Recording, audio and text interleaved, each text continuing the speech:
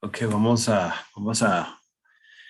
empezar el shiur de Parashat Shavua esta semana. Como siempre, pues gracias a todos por asistir a la misma. Espero que hayan tenido un Purim muy, muy alegre, ¿verdad? Y que estén teniendo una muy buena semana. Baruch Hashem, pues llegamos a la Parashá Shemini, Parashá Shavua, Parashá Shemini, año 5782. También es Parashá Pará, ¿verdad?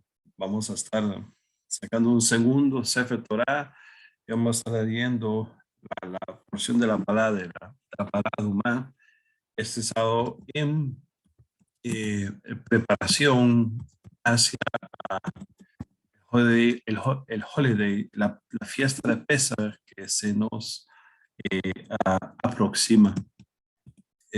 Baruch Hashem por los presentes y a ti que estás viendo este video.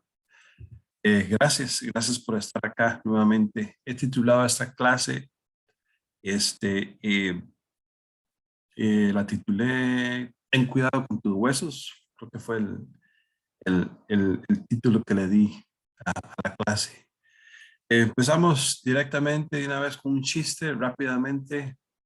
No creo tener el mejor chiste en este día, pero para no perder la costumbre, Natalia, por decir un nombre, ¿sabes qué? Vamos a ponerle Lea. Lea le dice a su amiga, para que te mueras de la envidia, me conseguí una lavadora que era de Lady Gaga. Una lavadora que era de Lady Gaga. ¡Wow! Dice la amiga. ¿Y cómo sabes tú que era de Lady Gaga? Porque la caja dice LG, LG. So, ese es el chiste de esta semana. Lady Gaga, lavadora LG. Espero conseguir uno mejor para la próxima. De todos modos, esta parasha, ¿verdad? Shmini, en el octavo día de la inauguración, ¿verdad? De los 7 días de la inauguración del tabernáculo, ¿verdad? Los Kohanim asumieron sus cargos, o asumen sus cargos. En ese momento, toda la congregación estaba en pie, en actitud de reverencia a la presencia de Dios, ¿verdad? Y porque estaban frente al altar, mientras que en ese instante Aarón ofrecía sacrificios primeramente por sí mismo y por la nación entera, eventualmente, como vamos a estar leyendo los pesukim en los cuales vamos a presentar, vamos a estar viendo eso. Un fuego divino aparece, como por decirlo así, aprobando lo que se está haciendo y pues consume todas las ofrendas que se hicieron y la presencia de Hashem, la Shejinah, pues viene a morar al santuario. Lamentablemente, capítulos más adelante vemos como los hijos de Aarón, ¿verdad? Nadab y Abihu ofrecen un fuego extraño, un fuego ajeno que Hashem no había mandado y pues mueren en el santuario. Aarón abrumado, ¿verdad? Por lo que había pasado. Me imagino, solo me puedo imaginar perder dos hijos en un solo día, pues no debe ser cosa fácil. Permanece en silencio por el dolor, la tragedia, ¿verdad?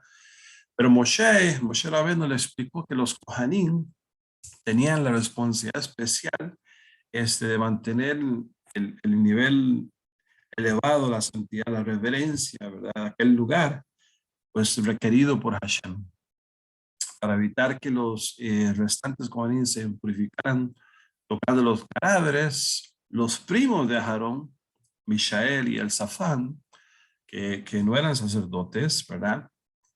Fueron encargados de sepultar a los hijos de Aarón. Aarón, vemos más adelante, y sus hijos restantes, que eran Eleazar e Itamar, recibieron instrucciones de no manifestar aflicción para demostrar su sumisión a la voluntad de Hashem. En otras palabras, no podían hacer duelo, ¿verdad? No podían romperse las ropas ni otro tipo de leyes que están, que se nos dan cuando una persona está en luto. También se advirtió a los Kohanim que no bebieran vino y bebidas picantes, licores, qué sé yo, antes de cumplir sus deberes en el Mishkan o de instruir al pueblo, ¿verdad? Y de hecho, esa es la opinión de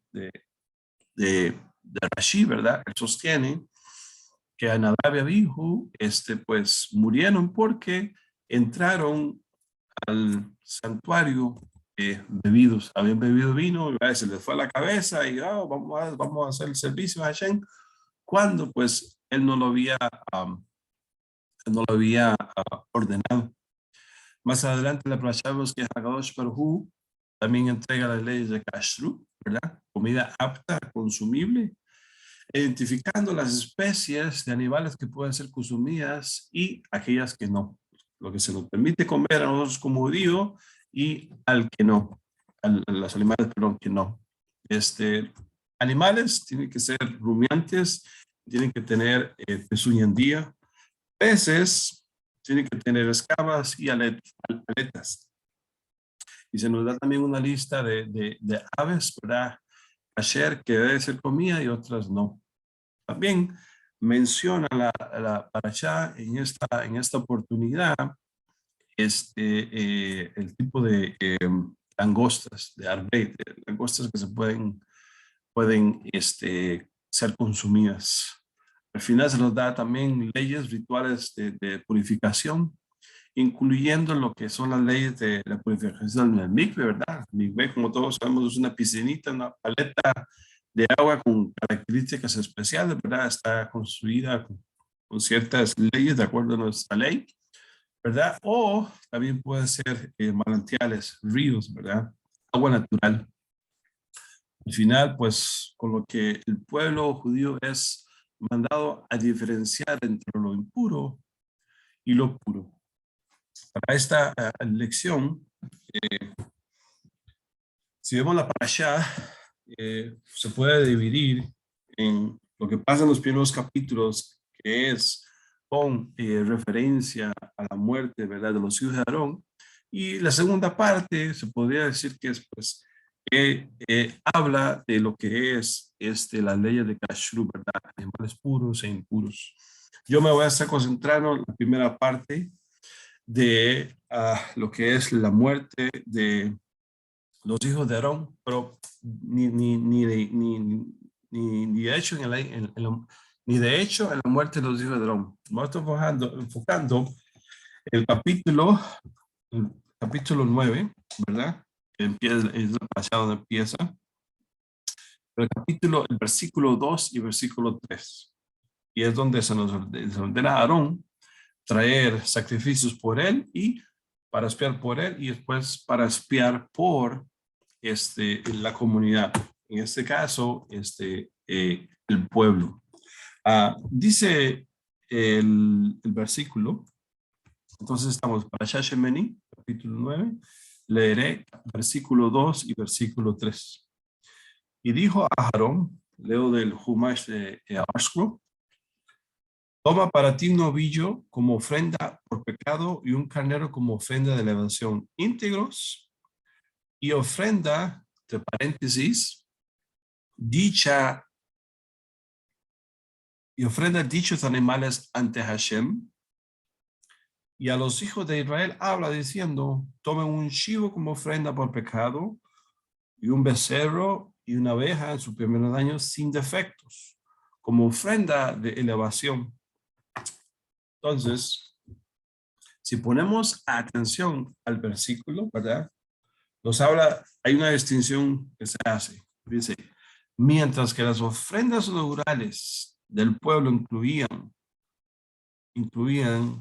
un chivo de ofrenda de pecado, un becerro y una oveja, o sea, un total de 3 animales, ¿verdad? 2 por ofrenda de pecado, lo que se conoce como hatat, era un hatat, un sacrificio, un korban hatat, y El tercero, la oveja, era por un sacrificio de Olá. Entonces hablamos de tres, estamos hablando de tres animales, por decirlo así. Mientras que si leemos cuidadosamente el versículo 2, donde se le dice a Aarón lo mismo, solamente habla de dos animales. Uno de Hatat y uno de Olá. Entonces, la pregunta que nos sale es, ¿por qué la ofrenda inaugural de Aarón fue más pequeña que la del pueblo? La primera pregunta que se nos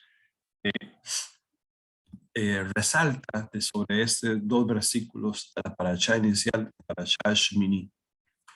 Torat Kohanim, como hemos dicho ya, Torat Kohanim no simplemente se limita a las instrucciones de los Kohanim, o sea, literalmente, ¿verdad? Las dos palabras, Torah, instrucción, leyes, etcétera, Kohanim, pues sacerdotes, sino siempre estamos hablando del Sifra, que es el Sifra, como lo hemos dicho anteriormente, es un midrash, pero no es un midrash agádico, es un midrash halágico, específicamente al libro de Levíticos. Entonces, cuando yo digo Torah Kohanim, nos estamos refiriendo a este libro.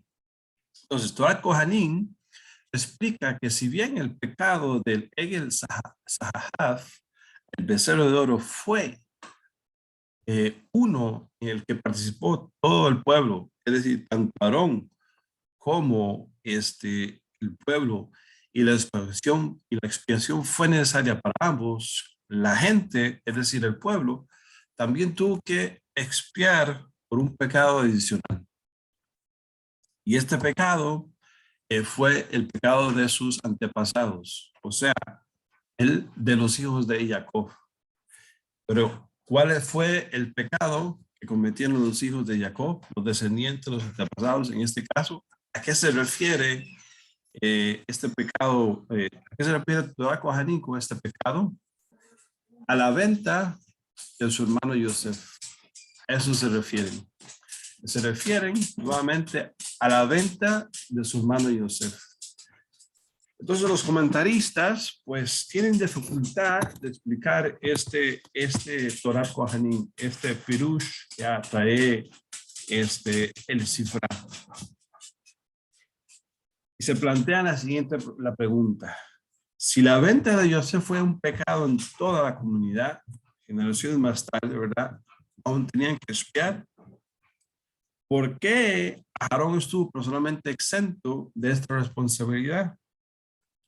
Y pues, ¿no era él también acaso descendiente de los que cometieron ese mismo pecado? ¿No fue acaso el que mismo creó el becerro de oro, verdad? Él fue el que se le encomendó por parte del pueblo de El Rape, o de los que estaban ahí presentes, ¿verdad? Entonces tenemos esta serie de preguntas. Para contar estas preguntas, voy a traer a un personaje, un rabino muy decidido, que se llama Shlomo Efraim Ben Aaron, rabino de Praga, y él escribió un comentario que se llama Keli Yakar. Igual que Torah Kohanim, estamos hablando de Levíticos. Cuando digo Keli Yakar, me refiero a un libro que fue escrito por un rabí, en este caso Shlomo Efraim, ¿verdad? Entonces, el Keli Yakar, Keli significa vaso, ¿verdad? Yakar, estamos hablando de bonito, precioso, qué sé yo, como vasija preciosa, podemos decir, un vaso precioso. Eso significa Keli Yakar.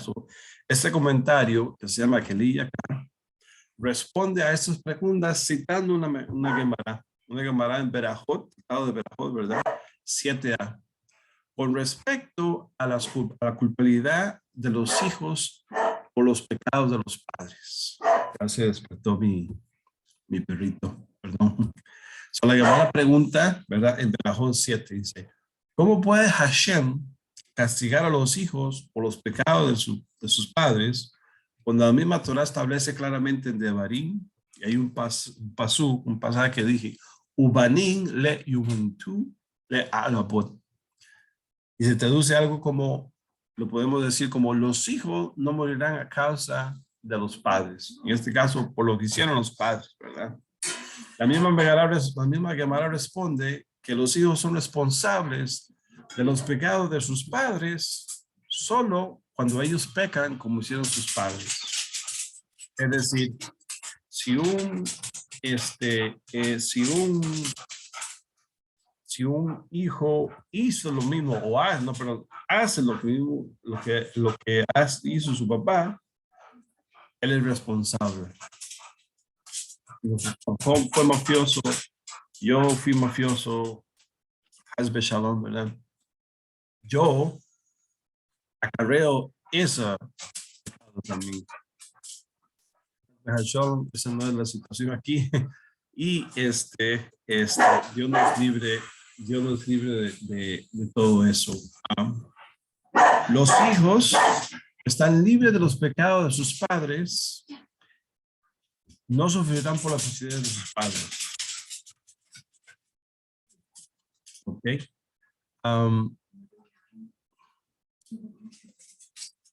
Entonces, un momento, por favor. Entonces, sentí un poco. Okay. Entonces, el que leía Car, ¿verdad? El que leía Car, plantea eso, pues entonces, ¿cuál fue la raíz del pecado del becerro de oro? Explica el que leía Car que, como se demuestra más adelante en la historia de Corá, vamos a ver más adelante para ser posteriores a esta, había muchos en esa generación que estaban celosos, que tenían envidia del liderazgo de Moshe Rabbeinu. La parashá, obviamente, de Corá es un buen ejemplo de eso. Y debido a estos celos, debido a esta envidia, todos estaban demasiado ansiosos, ¿verdad? Por creer que cuando subió Moshe y al no regresar, ¿verdad? Hacer mal el cálculo del regreso de él, ya había desaparecido, ya había muerto. Entonces tenía que hacer un reemplazo rápidamente. Y esto sería el becerro de oro. Con esto lo reemplazarían a Moshe. Piense usted, un becerro de oro, ¿verdad? Entonces, actuando de manera celosa y envidiosa, el pueblo continuaba caminando, por decirlo así, en los caminos de sus ancestros, quienes, debido a su manera celosa e envidiosa de Yosef, o más bien por Yosef, lo vendieron como esclavo. ¿Sí? Ahora bien, como sabemos, Aarón fue el hombre de paz por excelencia, que buscaba la armonía entre sus semejantes y hacia todo lo que podía, pues, disminuir la discordia y los celos entre la gente. Sabemos lo que dice la Mishnah, ¿verdad? Pirkei Avot, Ohev Shalom, Berodef Shalom, Shalom Bohev. Él amaba la paz, buscaba la paz y amaba, ¿verdad? Que pues las personas estuvieran en paz y pues atraerlas a Torah.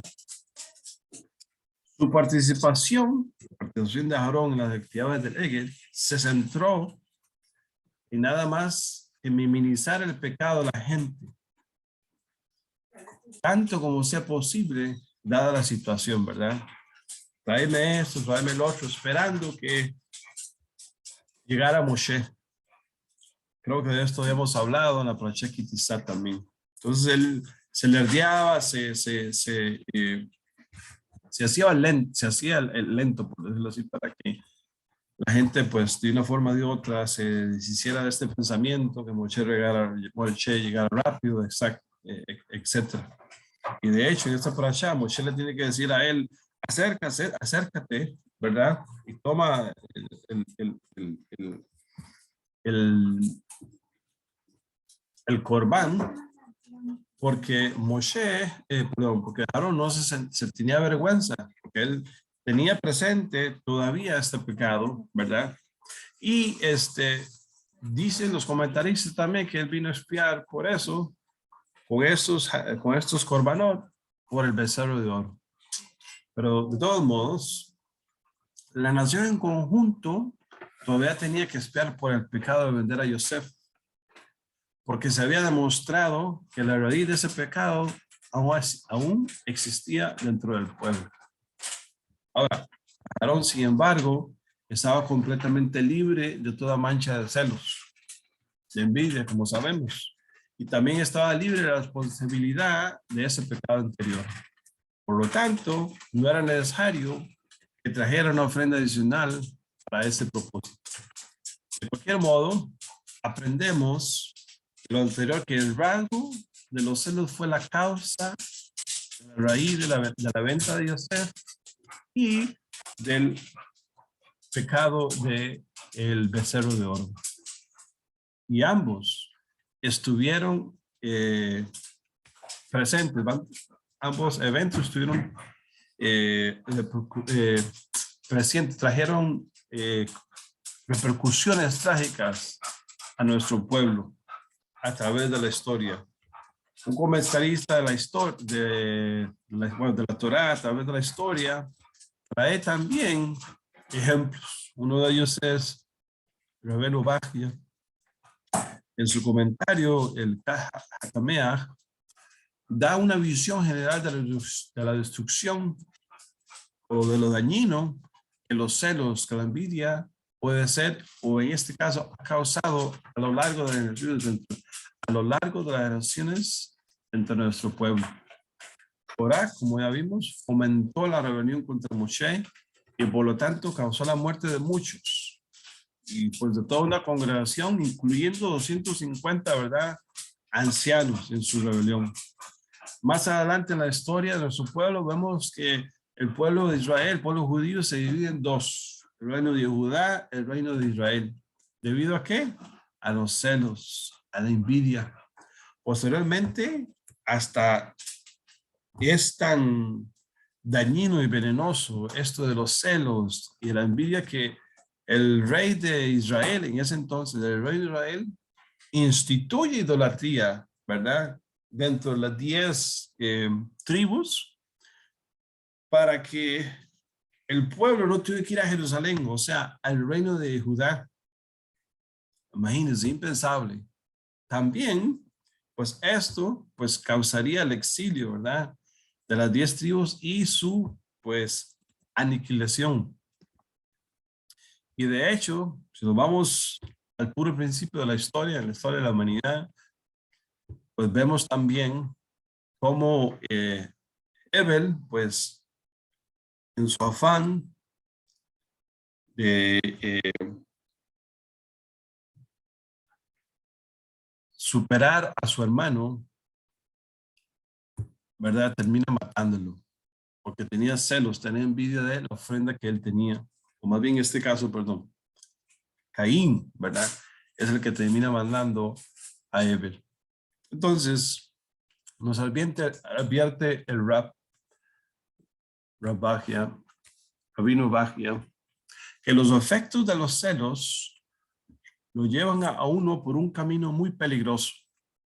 Alguien que es celoso llegará a odiar el objeto de sus celos, ya sea una persona, una institución, un país, ¿verdad? Como sabemos, nosotros, el pueblo de Israel, el pueblo de judío, el Estado de Israel, hay ciertos países que nos odian, que nos quieren aniquilar, ¿verdad? El odio, los celos, a lo que lleva, ¿verdad?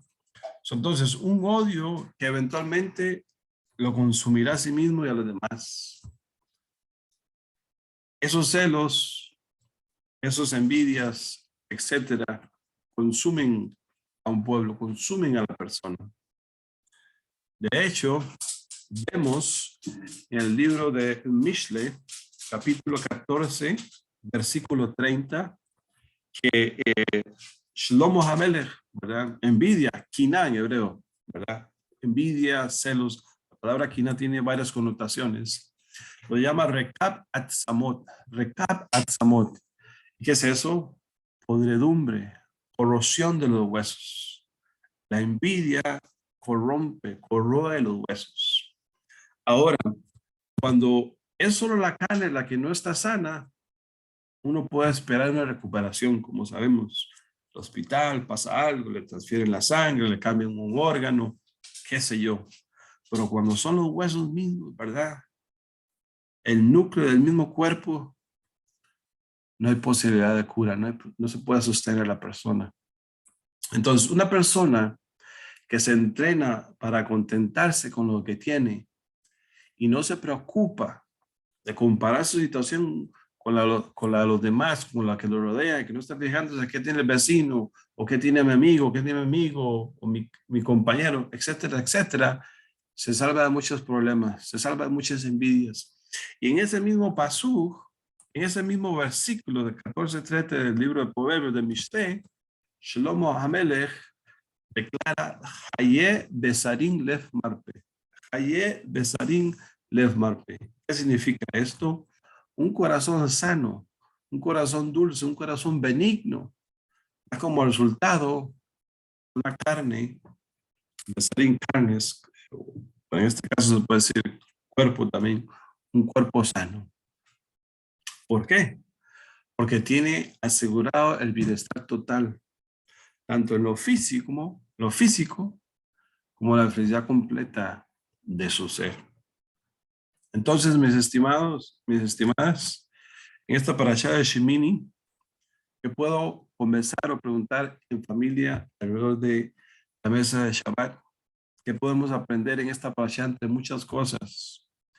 ¿Qué me llevo para sí mismo y cuál es una conclusión práctica de todo lo antedicho? Aquí la respuesta a la primera pregunta de qué puedo conversar en familia alrededor de la mesa de Shabbat. Varias preguntas. Con referencia a esta parashá en sí, se puede preguntar, ¿por qué crees que Nadab y Abijo fueron castigados con excesiva severidad o excesiva severidad?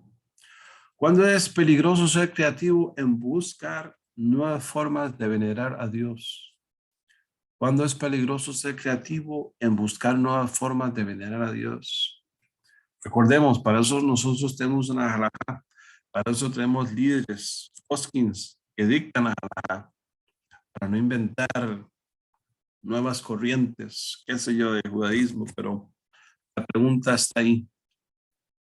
¿Cuándo es peligroso ser creativo en buscar nuevas formas de venerar a Dios? Una más. ¿De qué forma nuestras leyes nos recuerdan cómo proteger lo que es santo? ¿De qué forma nuestras leyes nos recuerdan cómo proteger lo que es santo?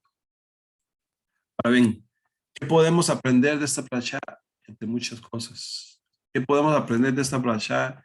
Entre muchas cosas. Existen dos tipos de envidia. La positiva, que acrecienta la sabiduría, ¿verdad?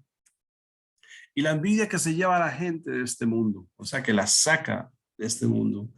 La envidia es positiva cuando encuentras virtudes en alguien, perdón, y desearías también tenerlas. Y la misma resulta beneficiosa porque podrá motivarte para que mejores, a ser mejor, a estudiar más Torah, a mejorar nuestro carácter, nuestras midot, ¿verdad? Sí.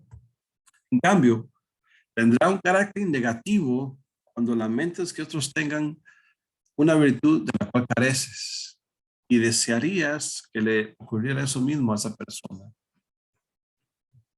¿Qué me llevo para mí mismo? Que no necesitas compararte con los demás. La envidia proviene del intento de compararte con otras personas, al fijarte en lo que tienes y lo que no tienes. Cuando cotejes tus posesiones con las de otra persona, estarás dominado por una tendencia a sentirte envidioso si crees carecer de algo que te dispone alguien que tenga algo que tú no tengas. Así que deja de mirar por sobre el hombre para ver lo que tienen los demás. Concéntrate en cambio en sacar provecho de lo que ya constituye tu patrimonio, o sea, de lo que tú tienes, de lo que es tuyo, tu esposa, tu familia, tu hogar, tu trabajo, tus libros, etcétera, etcétera, tus familiares. De esta manera tu beneficio será doble, ya que disfrutarás de lo que es tuyo y no sufrirás a causa de lo que poseen los demás. No se estará quemando, como dicen popularmente. lo que nosotros tienen. ¿Y cuál es una conclusión práctica de todo lo antedicho? El pensamiento negativo que precede el deseo y la codicia no es nada más que los celos. El Talmud, ¿verdad? En el Tratado de Abot, nos dice que los celos, el deseo y el honor sacan a una persona de este mundo. Los celos son una emoción tan destructiva que a menudo nos confunde y nos lleva a actuar de formas despreciables. El verdadero amor no alimenta la envidia. Cuando tenemos amor, cuando nuestro corazón está sano y puro, queremos el bien de los demás y no solo pensamos en nosotros mismos. El ego desaparece. Así que diría yo, en mi humilde opinión, y me tomo de un dicho muy popular: hagamos el bien sin mirar a quién.